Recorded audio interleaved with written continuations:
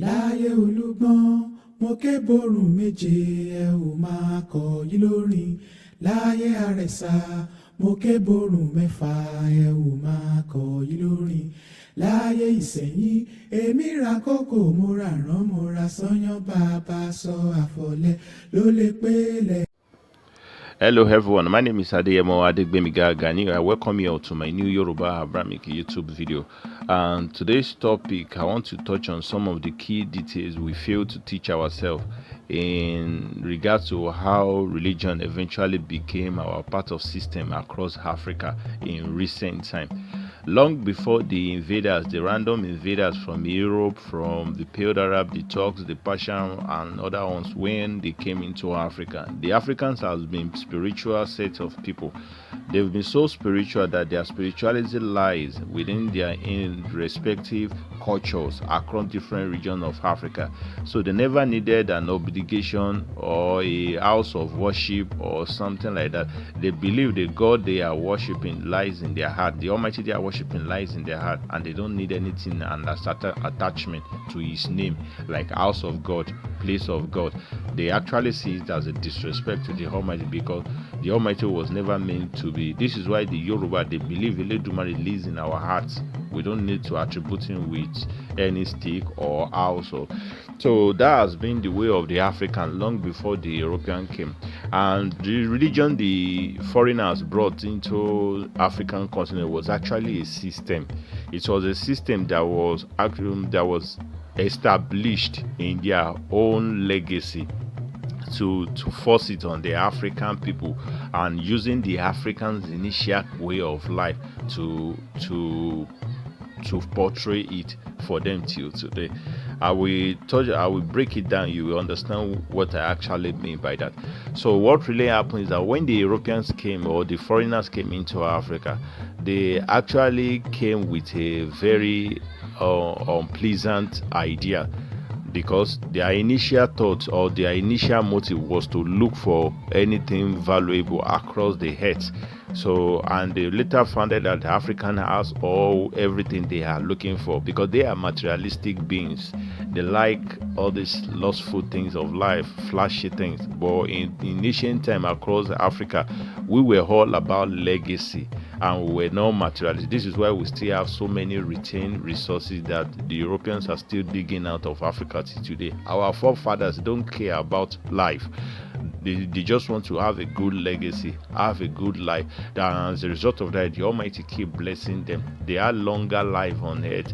They have easy way of living. They were fertile in their marriage. They had children, and they lived peacefully. So that was where. But when the religion system was brought into Africa by these random invaders, it changes the face of everything. So in a nutshell, the invaders came with the mind of getting whatever they want, the valuable resources, whichever the way they can get it, either through bloodshed, through killings, or everything by fire or force. They came with it. But when they met the Africans are people of liberal nature, so the Africans welcomed them with an open hand. I guess that was what made them to slow down a bit, but they never disregarded their intention. So, but when they came, I knew all this because of the very letter which was sent by an England general, Macaulay, that was sent back as a post to the European Union, I think to England or London. He sent the letter, and in those letters it clearly stated that the Africans are already living in El Dorado. They are living as gods on earth, and they had everything, their spirituality. And he also made it known, and beneath the letter, that the only way he can break the Africans into pieces is for them to destroy their traditional way of life and make them become enemies of what their ancestors left for them, why the African can keep craving for what the enslaver eventually bring to them as falsehood. He said it. So this letter and every other letter, like the one that was also founded in Congo during the King Leopold II that destroyed the Congolian Negro people. So that letter also stated that the Africans had everything already with them, that the Europeans can't teach them about the Almighty. They knew who the Almighty, and the Almighty was perfect with them. But all they can do is to pretend as a saint in order for them to penetrate the African space of life and destroy their spirituality in order to get whatever they want from the Africans. So in a nutshell, the Europeans in general, the invaders, they knew who the Africans are. This is why I always say, whether you're a Muslim or you're a Christian, especially my Yoruba, you just have to slow down with this religion thing. We are not like this before, and ever since religion has been part of our system, African has been so much at a setback stage. We die quick. The sin keep growing. Immorality and vice, corruption. We don't even get our mojo back. We are just like a plant that keeps carrying by wind here and there we don't even know our history. We just keep, so we have to retrace back our step to our ancestors, what they've laid as foundation for us, which can help us to get an head start again. So in a nutshell, when the European came, they had this bad intention for the Africans. So after they later got the African, and what they did is that immediately they came and they saw that the Africans were liberal-minded people, as in they are welcoming nature people. So they had to visit different chiefs, or which are commonly known as Baale in Yorubaland. I don't know the names they have been called. These chiefs have been called in other African states.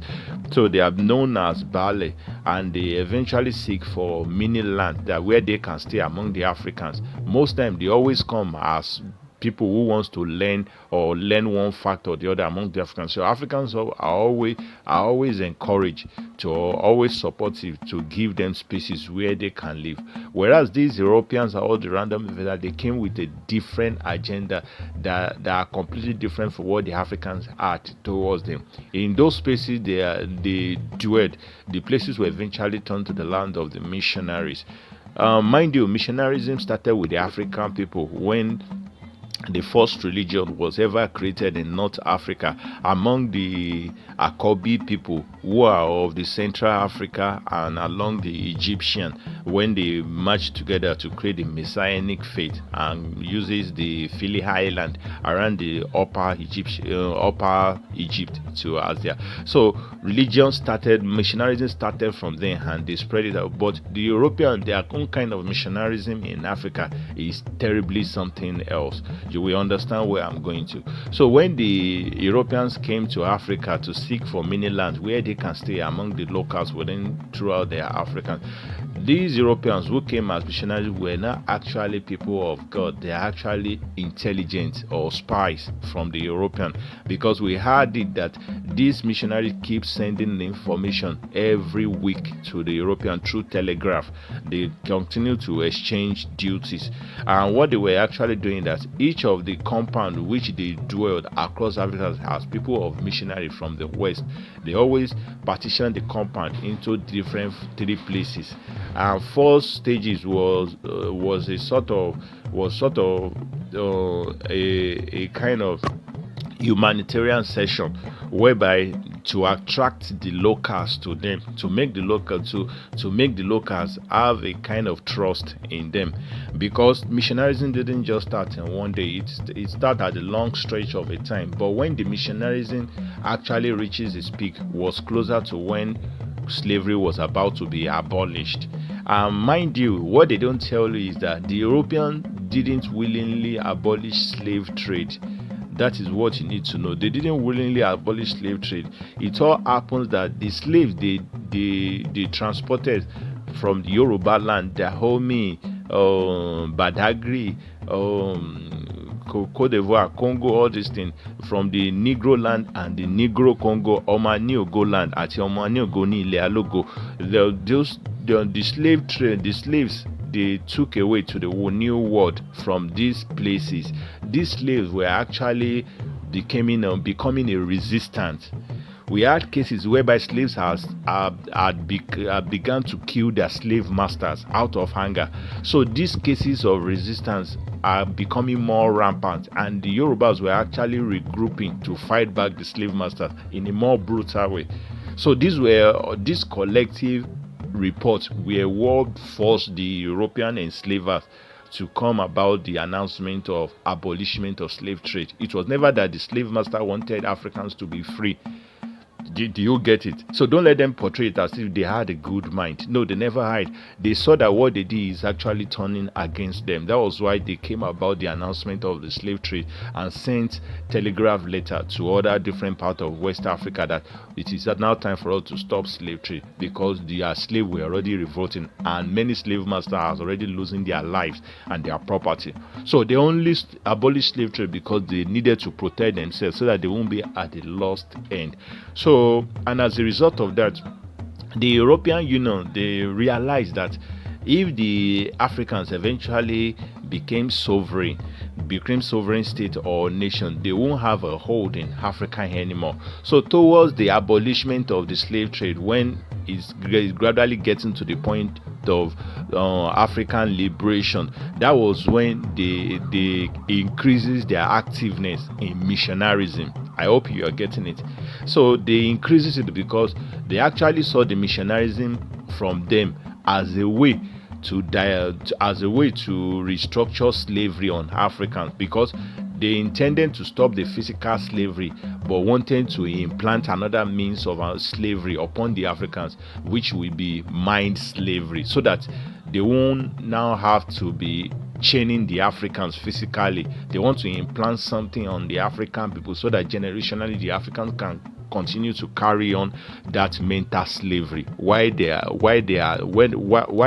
to go back, because they knew there will always be a time the slave master will eventually leave Africa completely. So they really want to still continue having hold on Africans, and they had to use a mind control slavery tactics to kill the Africans because they could no longer have the access to the physical slavery. So that was what led to why we now have the white missionary flooding Africa towards the end of the 19th century, 18th century. They are not flooding Africa because they like the African. They are flooding Africans to implant their new way of slavery upon the African, and they did that just perfectly. So this was why when they came, each portions of land which they were being given by all these mini African chiefs, battles, they were partitioned into three. One department was meant to act as a humanitarian office, because they were actually trying to tell the African that we are sorry that we enslaved you earlier, but now we are giving you relief funds. So Africans were embracing it, thinking that these people are changed people, not knowing that these people are another bigger agenda for them. This was why the Quran and the Bible dubbed them as Satans, because they are extremely smarter. They cite you in the Quran. They cite you people beyond where you can see them. They are extremely cunning, very crafty. So when the first apartment was portrayed as a humanitarian service like relief fund, England spent more than $600 billion for the Africans as a relief fund. Do you actually think the money is for a waste? They knew what they are doing. So they continue to distribute relief fund, build some certain road for the African people. All they needed for the African they needed the African to trust in them again. So as a result of that, the Africans are people who have the soft mind, who forgive easily. So after gaining them, that is what the first department, or the first partition department of the Western missionaries in Africa was made for. The second partition is after gaining the trust of the locals. The white missionaries will now be encouraging those people who were all over them to go into their Western side or Western kind of education. And again, I need to also clarify this: the Europeans didn't bring education to Africa. What they brought to Africa is Western education, Western philosophy of life, Western way of life. It's different from the basic education. Education is general thing about life, but their own culture, their Western education is Western culture. That was what they brought into the African space. So Africans need to start realizing that we were never educated by the Europeans or what they portray in movies scene. We educated their forefather and them, but what they introduced to us are their odd ways of life, which has extended to today. All these immoralities and vice, it has been their culture, is now our own culture, and that is what they dub as education, not what education actually is in terms of knowing physics, knowing philosophy, knowing agriculture. No, we knew all that. So what they actually did, the second partition room the second partition room from the white missionaries room was actually meant to encourage the locals which they dwelled among to buy the philosophy of the Western life, which now require them to teach them, which now require them to be taught the English language which they brought. So as a result of when the locals continue to learn English language, as a result of that, they also keep telling them that their own indigenous languages are evil. Their forefathers are bad people. It's like a brainwash, you're reprogramming people. So that is what the second department or the second partition room of the missionary group actually stands for. The third partition room, every graduate who successfully learn the English and Western philosophy are now being compelled to read the Bible, because the Bible was actually their target. The Bible is like where they permutated the ideology, or when permutated the new phase of Africa. This is why the first earlier bound, the Bible they had during the transatlantic slave trade and after it was abolished, was known as the slave Bible. The slave Bible actually means the Bible that was made for the African to completely lost their pride, to dumb down the African, to narrow their tongue, their thought, to make them completely forget their ancestor, their tradition. That was why it was called the slave Bible. So they established that kind of Bible so that the African can eventually do the bidding of the slave master without having to caution them or monitor them around. That was what the concept. So from the second partition room or the departments of the white missionary, every successful African who had learned their language, learned everything, are now being transferred to the third partition room or the department where he can now be further encouraged to learn the Bible, because the Bible, and after every African that now complete the three phases, they successfully complete the three phases, they are being sent to the Western world for more brainwashing. And this is what the Europeans now does. If I come from the compound of Adeyemo and I actually fall a victim to that, I eventually go with the philosophy of the European will send me to the Western world, maybe England or America, to further dumb down my brain, to make sure that I completely forget everything my ancestors ever knows me. It now gave me titles like bishop, all these things. After giving me title, they will now send me to go and confront my own Adeyemo people.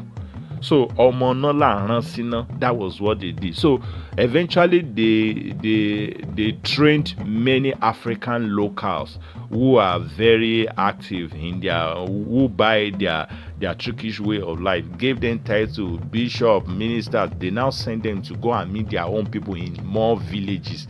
That was how Christianity spread, because they knew what they wanted to do. And once you learn Bible,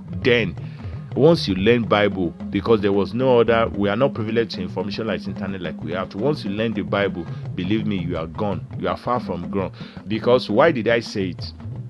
The English language we are learning are Indo-European languages, which has some direct causes and multiple meanings beyond what the English language, the one I'm using to talk to you now, these are the preface, the surface interpretation. The real interpretation or the meanings lies within the language, which Africans don't seem to know. For example, if you ask an average African today that what does the name God, or what, they fail to realize that the backward meaning of God was derived from dog. So this is why, but I just have to be using the word God so that my African people can get my message from the language they are used to. But I know the word God is an insult to the Almighty, because the word God, the backward of it is called dog. The word live, backwards of it is called evil. The word lived is devil. Now the word confidence, you are so dense. The word television is tell a vision, tell a lie. This is why television is. But if you ask a random person, what does television stand from today? They will only say is a tool for entertainment, whereas it's a tool for more brainwashing. Tell a lie, tell a vision. This is why every movie you watch, the action film, they are film tricks. They are unrealistic things. They broadcast false news, broadcast casting. Even the word language himself, the English language, was derived from grammary, a book of the witches. Sentence, how the witches sentence you to your life with a spell. As in, so many attributes of it. Vow to hell.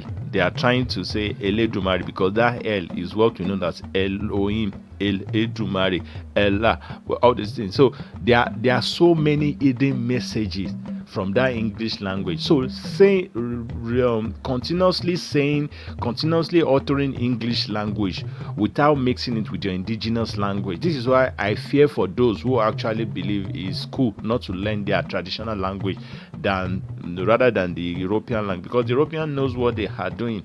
So it's like cursing Africa. So it's always at the disadvantage of the African. Like the word black was derived from be lacking, you must be poor. So when we're actually saying we will be lacking, it's like we are cursing ourselves every day, and we know there is power in our tongue. So I don't even want to divert. The Europeans have permuted so many unthinkable things in English language, and also make the Bible a sort of tool to implant certain things in the African brain, so that the African can live on with that and pass that brain damaging miseducation to their generations, which has lasted till today. That was how they did it. So that is what I can say for the European side. Let's now go to the Pale Arab side. From the Pale Arab side, we just need to realize that the Pale Arab slavery predated the European slavery in West Africa for about 3,000 to 4,000 years in North Africa. The Pale Arab are random people from Turks, the Persians, and all these who are not even indigenous to Africa. The Pale Arab, they are more brutal than the European. They did so many unthinkable things. I don't know why history doesn't pick on them today. Let me give you one of how deadly these people are. They so much hate the Africans. They always come all the way from Zanzibar. They always come all the way from Baghdad, which is today's Iran. From Turk.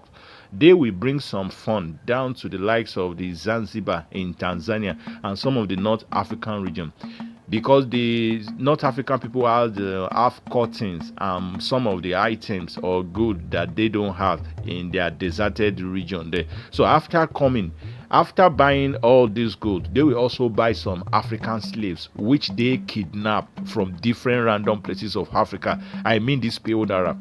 They will buy it. So African chiefs were actually selling slaves to them too in North Africa.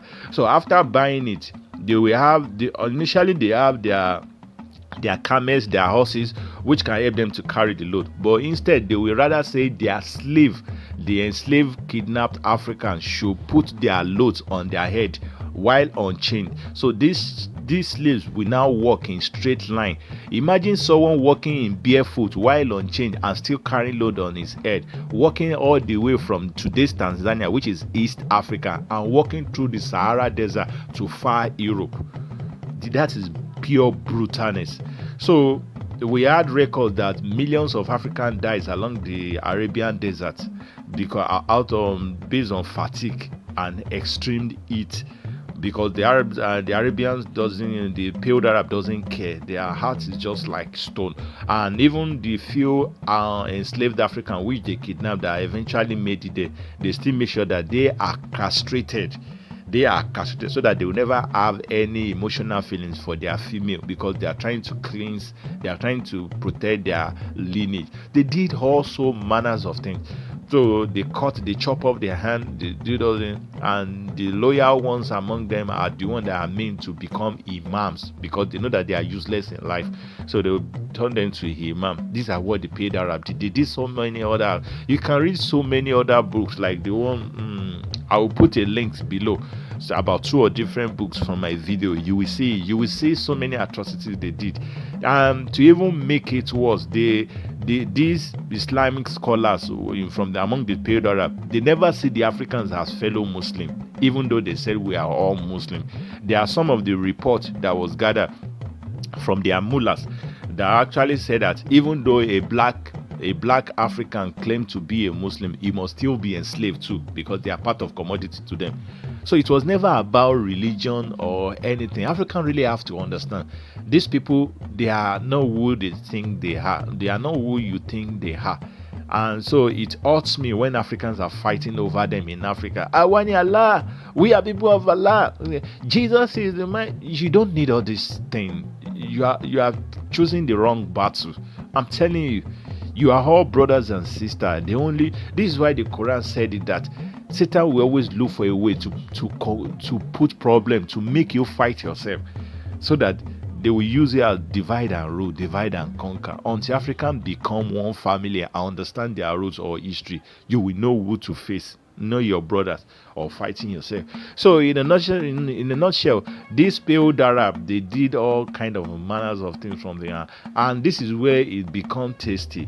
From North Africa, where it is, the initial both the Europeans and the failed Arab, they are one group of family, if you must know.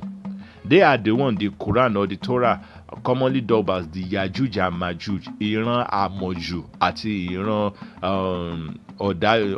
Yajuj and Majuj, Àmọ̀jù àti Ọ̀dájú, or something like that. The clans or the families who always believe they know it all, and the arrogant one. That is where the Gog and Magog, or the Europeans are the Gog and the Pale Arab are the Magog. They are twins who does exactly the same thing. For example, the Europeans now eventually impersonated the Negro, the Yorubas of West Africa, as the Jew, the Israelite, the blah blah blah thing. And you can also see in their own very Bible, where the Bible condemned them, that they are pure deceiver, they are liars. They are synagogue of Satan, nations of Satan. They are a group of different nations who form the nation. They are pure Satans, Ashieton, complete deceiver. They always act because they believe they are in position to do. So they act like the real people, but these are people God has thrown far away. He said it even in one another verse. He said, "Do you actually think everyone that comes from the Almighty, or from Adam, some are like spit, a mucor you spit from your mouth in the sight of heaven?" Because their character, their deceitful nature, their way of life. So they share the same similarity, the same atrocities over the Africans. This is why we have the Bible specifically, the Torah specifically describe all the prophets as black people, and even the Jews. But we see them today. The Europeans choose to impersonate the West African Negro, the Yorubas across West Africa, which are the Ife people in collective name in antiquity. They choose them as the Jews. Why the Pale Arab, they choose themselves to impersonate the Ijebu Alare, who dwelled at Jebubaka at Sudan, the ancient Sudan land of North Africa. They impersonate them as the Pale Arab, even though Muhammad was a black man. His ancestors from Adam across the Torah are black people. His legacy were black people, and they never did anything religion. So they impersonated them. And likewise, if you check out the likes of the North Africa, what the Europeans now do in regards to the history of the Africa, where they knew that they can't completely eradicate Africans from their continent. What they now did is that they took all the histories within the region of Africa, they cloned it outside the continent of Africa for their own gain. What do I mean? For an instant, the new state of Israel was created in 1946. Go and find out. It was created to counter the initial state of African Israel, which is today West Africa, Central Africa, and some of the other places. We have the record in 15 and 16 earlier maps before the whitified new maps started taking shape. where the likes of Nazareth is at today's West Africa. Jesus of Nazareth, that used to call Nazareth, is at West Africa. The Ephraim River is River Niger, where the Yoruba dress. Ephraim River, where the chosen people. The first time Abraham was dubbed in the Bible was in Genesis. I think he was dubbed as Abraham of the Hebrew. And we know that the Hebrew, the Hebrew in the book of Dead was actually a name that was dubbed as Ife, Eve, in the book of Dead in Egypt, which is still existing today. So Abraham was from Ile Ife. That was the first time Abraham of the Hebrew. And we also see the we also see in some of the books that were Anacalypsos volume 1, volume 2, in volume 2, where Abraham was called a Negro Chaldean, ọmọ Aniogo, ọmọ ológo, tó jẹ́ àwọn ọmọ Aniogo. Chaldean was derived from àwọn ẹni tó ní àṣà àti èdè. Àwa làṣà, àwa làlédè, àṣà tá a lédè náà sọ di Chaldean. Negro, ọmọ ológo, àwọn ọmọ ológo tó ní àṣà tó ní èdè, Negro Chaldean. It was in Anacalypso volume 2. So all these things, what the European actually did is that they cloned everything that was initially from the West African region, cloned it outside Africa. So when the European decided to impersonate the identity of the Jew, Oni Jerifa, they created the new state of Israel. They randomly picked themselves as random European from a white Jewish state or Jewish group of people and spread across. They forged different stories that will validate their lies, and ever since then they started to portray themselves in through movie and miseducating books, which they continue to publish out. They make the African to accept their lies by fire, by force, which became part of them today. Likewise, the Arab too, they cloned what the Ijebu and other Africans used to do in North Africa, because the Egyptian civilization were a mixture of random race, were formed by the mixture of random race. But aside from the indigenous Egyptians, who are still now at the upper Egyptian today, the Yorubas championed the civilizations because of the Nubians. Civilizations of Egyptians started from the Nile River, and it was formed from the Nubia and Omonuabi and extended down to Egypt.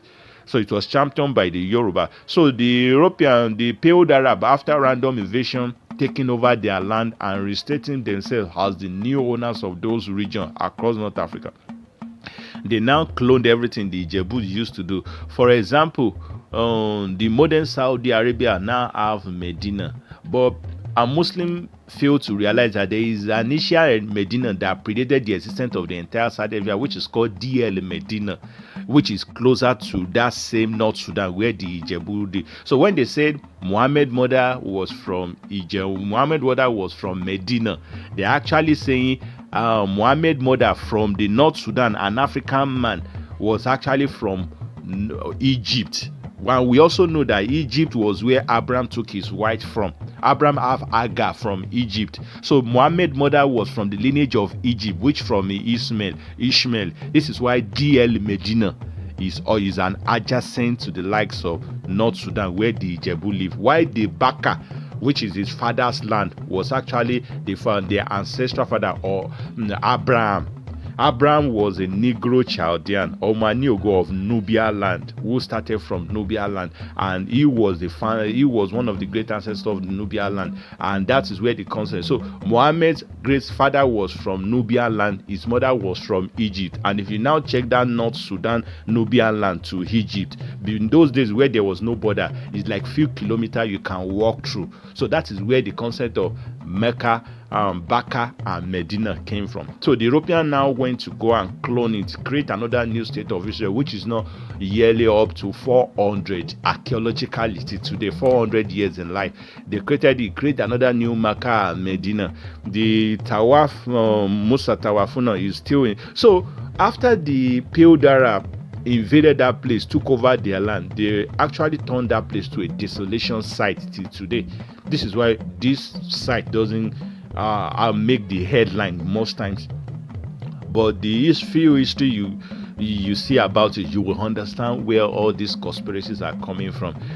For another time, they even tried to make sure that they cut Egypt out of Africa. I mean, the French, they tried to create an artificial Suez of Canal to make sure Egypt and Israel was cut out of Africa. So they are doing everything possible to separate the African, to divide the African in order to complement their conspiracy outside the continent of Africa. So when I'm trying to relate the Yorubas, the Kenya, the South African, all these people to the Israelite and co, you African have to see where I'm coming from.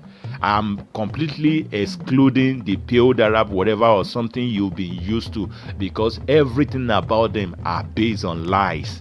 To make this, Africans have to see the history, the Sharia, and for all my traditional people who continue to feel offended with the name Jews, Israelite, you need to stop. You need to calm down.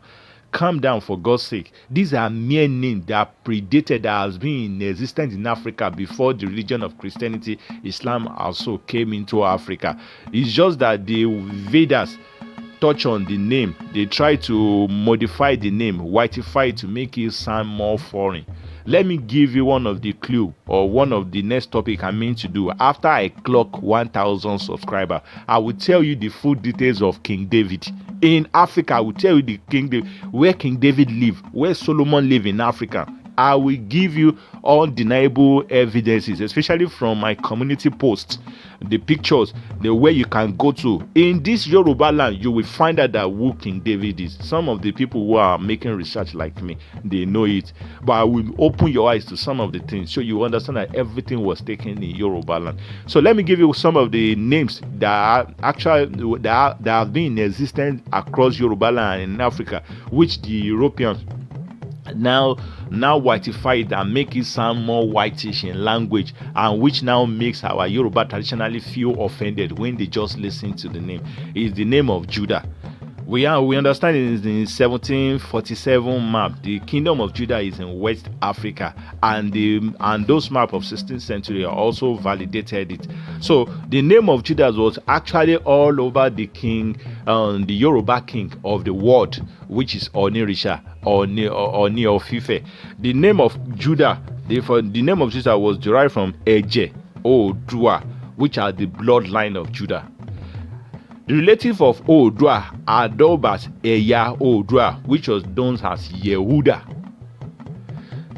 The families of Judah, which was Soudan, was a Souda, his own bloodline. Everything revolves around Odudua, if you must know. So when I tell you that the Yoruba are the foundation of West Africa and the entire Africa, they actually refer to when Odudua became king in the entire and ruled the entire Africa and world for more than 14,000 years.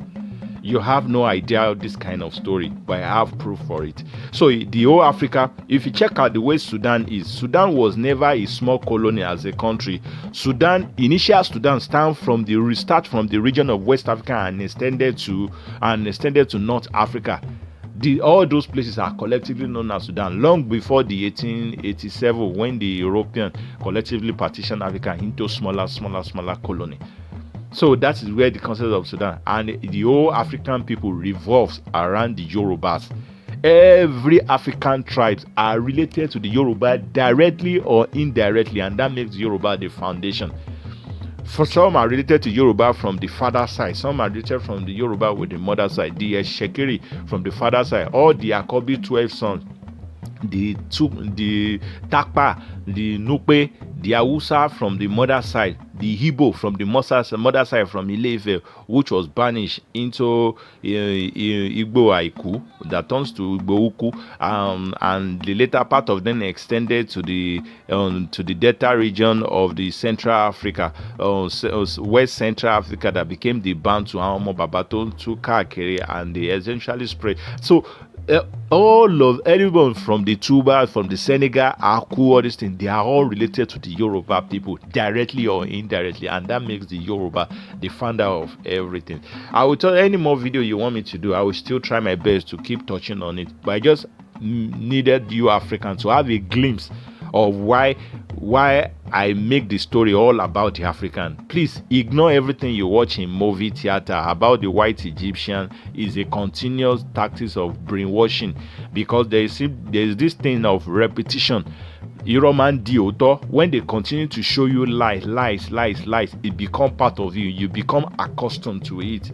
So it become a natural brainwashing, and you get addicted to those lies. But whereas this is why, if you check out the Bible or the Quran, what the Almighty always refers to, that don't get yourself exposed. Once you get exposed to something, it becomes part of your brain, and when they now keep repeating it in your brain, it became a normal truth in you, even though it's a big lie. So I'll see you in my next video. Any question you want, please put it below. Please, let's be respectful to ourselves. We don't need to insult ourselves. I made this video so that the Africans can stop this religion drama between themselves. We are all one people. It's like you are fighting one ancestor from different names, because the Jesus you actually they are desperate to die for, is actually already part of you. Is your father, is your ancestor, is your uncle. Jesus or Yeshua, in the earlier Bible of Torah, he was naturally dubbed by Yeshu. In the early Bible, Judea Bible, IESU. But when the Torah